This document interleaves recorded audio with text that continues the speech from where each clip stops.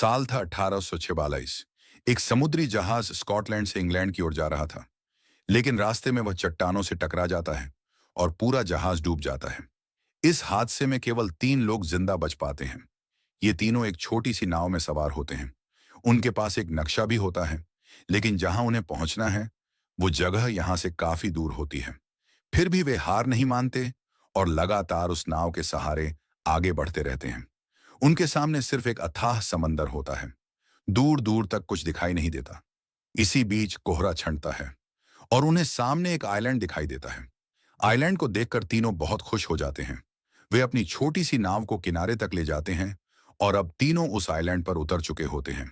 लेकिन वहां चारों तरफ सिर्फ सन्नाटा होता है। कुछ भी नजर नहीं आता। धीरे धीरे उन्हें यह एहसास होता है कि वे इस आइलैंड पर अकेले हैं। भूख और प्यास उन्हें परेशान करने लगती है। तभी वहां एक बुजुर्ग व्यक्ति आता है और उनका स्वागत करता है। वह कहता है, चलिए मेरे घर चलिए। उसे देखकर तीनों को थोड़ी राहत मिलती है। वे उसके साथ उसके घर जाते हैं, जहां वह उन्हें खाने के लिए भोजन और पीने के लिए पानी देता है। तीनों में से एक व्यक्ति का नाम था कॉजली। वह उस बुजुर्ग को बताता है, आपके घर से ज्यादा दूर नहीं, हमारा जहाज डूबा है। कृपया कहीं आसपास एक बड़ी सी आग जला दीजिए, ताकि अगर कोई और जीवित बचा हो तो उसे यह आइलैंड नजर आ जाए। बुजुर्ग व्यक्ति जवाब देता है, ठीक है, मैं आग जला दूंगा, लेकिन फिलहाल तुम लोग थोड़ा आराम कर लो। कौजली के कंधे में काफी दर्द हो रहा होता है, क्योंकि जहाज के दुर्घटनाग्रस्त होने पर उसे चोट लगी थी। बुजुर्ग यह देख लेता है और कहता है, चलो मैं तुम्हें डगलस के पास ले चलता हूं। वो तुम्हारे जख्म पर मरहम लगाएगा। तीनों उस बुजुर्ग के साथ डगलस के घर की ओर रवाना हो जाते हैं। रास्ते में उन्हें एक लड़की दिखाई देती है, लेकिन उसका व्यवहार बहुत ही अजीब होता है। वो लड़की कुछ अजीब हरकतें कर रही होती है। बुजुर्ग उसे डांटकर वहां से भगा देता है। इसके बाद वे डगलस के घर पहुंचते हैं, जो उनसे कहता है, चिंता मत करो, तुम्हारा घाव जल्दी भर जाएगा। तब तक तुम लोग यहीं आराम से रह सकते हो। अब तक इन तीनों ने पूरे आइलैंड पर लगभग 40 घर देख लिए थे, लेकिन उनमें से केवल 4 लोग ही यहां रह रहे थे। वह बुजुर्ग व्यक्ति, उसकी बेटी, डगलस और डगलस की भतीजी। बाकी सब लोग इस आइलैंड को छोड़कर कहीं और जा चुके थे। इन तीनों ने फैसला किया कि वे अब यहीं रहेंगे। रात को जब तीनों सो रहे होते हैं, तभी कॉजली का साथी जिम को कुछ अजीब सी आवाजें सुनाई देती हैं। सुबह वह ये बात अपने साथियों कॉजली और फेरिस को बताता है। अब तीनों को इस आइलैंड पर कुछ गड़बड़ लगने लगती है। खासकर यहाँ की लड़कियों का व्यवहार बहुत अलग होता है। उनकी हरकतें सामान्य नहीं होती। जब डगलस उन्हें समझाता है कि आप जैसा सोच रहे हैं वैसा कुछ नहीं है, ये आइलैंड पूरी तरह सामान्य है, तो वे उसकी बात नहीं मानते। तीनों घर से बाहर निकल जाते हैं और पूरे आइलैंड पर घूमते हैं। धीरे धीरे उन्हें एहसास होता है कि यह कोई आम आइलैंड नहीं है, बल्कि ये एक डेड आइलैंड है, जहां कुछ तो ऐसा है जो सामने नहीं दिखता, लेकिन बहुत गहरा है। उन 4 लोगों के अलावा इस द्वीप पर ना कोई जीव जंतु है और ना ही कोई पक्षी या जानवर। सबसे हैरानी की बात यह थी कि यह आइलैंड किसी भी नक्शे पर मौजूद नहीं था, जबकि ये ऐसी जगह पर स्थित था जहां से शहर ज्यादा दूर नहीं है। अब ये तीनों दोस्त इस रहस्यमयी द्वीप को अलग अलग दिशाओं में जाकर एक्सप्लोर करने का फैसला करते हैं। जल्दी ही वहां अंधेरा छा जाता है, ठीक वैसे ही जैसे डगलस ने पहले बताया था। उसने चेतावनी दी थी कि रात होते ही इस द्वीप पर खतरा बहुत बढ़ जाता है। गॉसलिंग और जिम समय रहते वापस लौट आते हैं, लेकिन उनका तीसरा साथी फेरिस अब तक नहीं लौटा, क्योंकि अब गहरा अंधेरा हो चुका है और उसे रात में साफ दिखाई नहीं देता। फेरिस अकेला ही द्वीप पर घूम रहा होता है। तभी उसे अजीब अजीब सी आवाजें सुनाई देती हैं। उसे लगता है कि उसके आसपास कोई है और यह सोचकर वह डर जाता है। वह अपने दोस्तों को आवाज लगाता है और वहां से भागने की कोशिश करता है, लेकिन कोई उसकी आवाज नहीं सुनता। उधर घर पर गॉसलिंग और जिम बहुत परेशान हो जाते हैं और उसे ढूंढने बाहर जाना चाहते हैं, लेकिन डगलस उन्हें रोक देता है। वह कहता है कि रात को बाहर जाना खतरे से खाली नहीं है। तुम्हारा दोस्त जहां भी होगा सुबह तक ठीक होगा, डगलस कहता है। इस बीच हमें डगलस की भतीजी लिंथ दिखाई देती है। उसे कुछ अजीब सा महसूस होता है, लेकिन इससे पहले कि कोई कुछ समझ पाता, वह वहां से चली जाती है। सुबह होते ही गॉसलिंग और जिम अपने दोस्त फेरिस को ढूंढने निकलते हैं। लंबी तलाश के बाद उन्हें उसका शव मिलता है। उसकी मौत ऊंचाई से गिरने की वजह से हुई थी। अब दोनों को यकीन हो जाता है कि या तो इस द्वीप में कुछ गड़बड़ है या यहाँ रहने वाले लोगों में, खासकर लड़कियों में, कुछ असामान्य बात है। उन्होंने उनके व्यवहार में काफी बदलाव महसूस किया है, खासकर उनकी आंखें और एक्सप्रेशंस जो कभी-कभी बिल्कुल बदल जाते हैं। कई बार तो उनका बर्ताव इतना आक्रामक हो जाता है कि उन्हें पलंग से बांधना पड़ता है। इनमें सबसे अजीब बर्ताव कॉरिगन का है।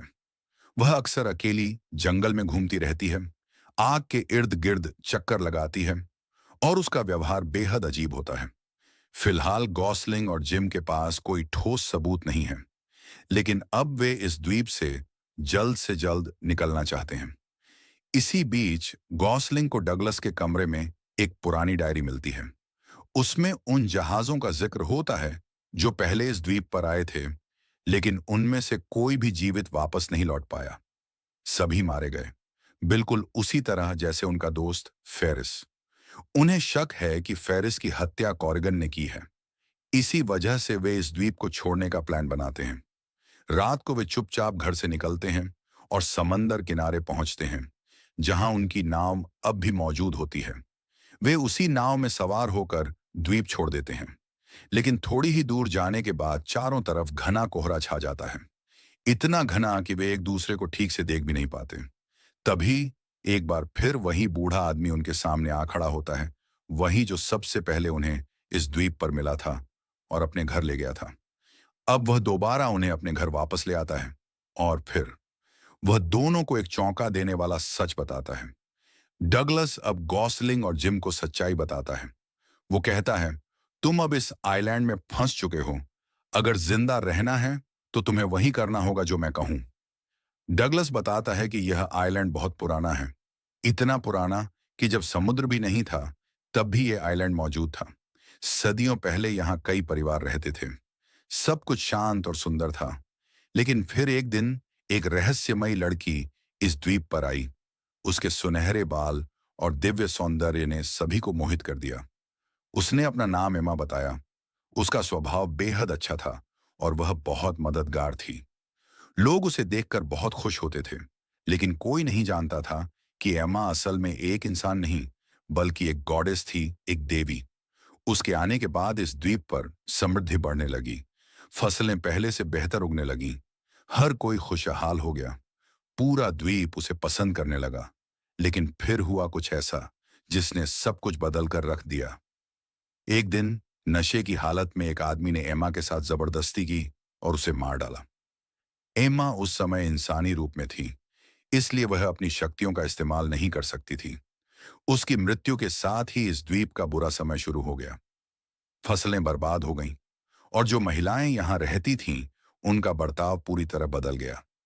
वे खुद पर नियंत्रण खोने लगीं, मानो कोई और शक्ति उन्हें चला रही हो। धीरे धीरे उन्होंने सभी पुरुषों को मारना शुरू कर दिया। पूरे आइलैंड पर सिर्फ 5 लोग बचे, जिनमें से एक डगलस भी है।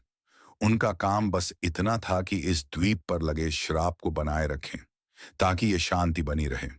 डगलस बताता है कि जो भी जहाज इस आइलैंड के पास से गुजरता है, वह डूब जाता है, और जो यात्री किसी तरह जिंदा बच जाते हैं, उन्हें इस द्वीप पर लाकर धीरे धीरे खत्म कर दिया जाता है, ठीक उसी तरह जैसे फेरिस को मारा गया।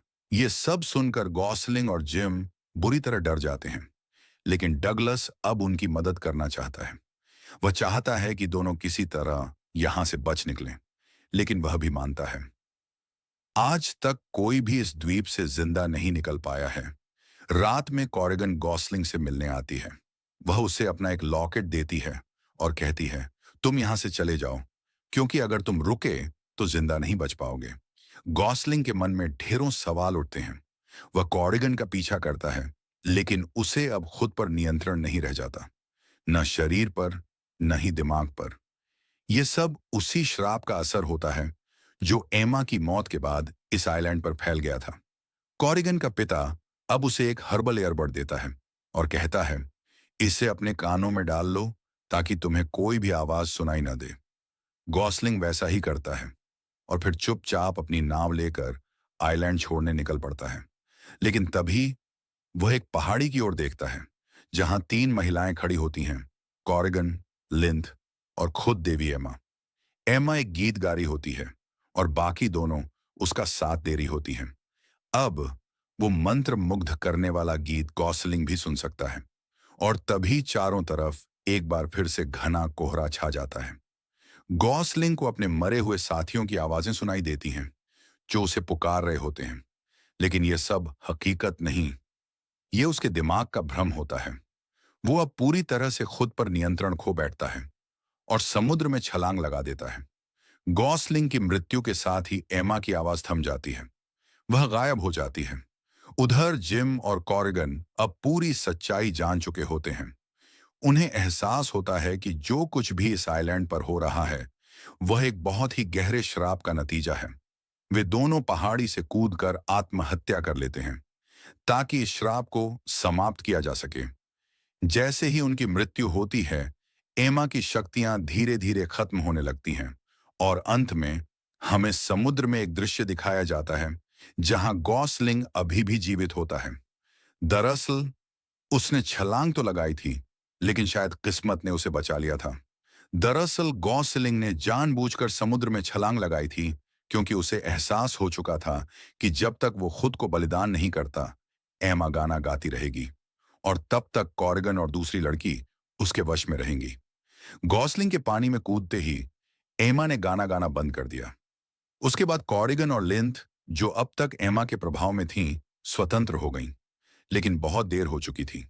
खुद पर हुए अत्याचार और उस श्राप से छुटकारा पाने के लिए दोनों ने पहाड़ी से छलांग लगाकर अपनी जान दे दी। असल में कॉरिगन गॉसलिंग से प्यार करती थी।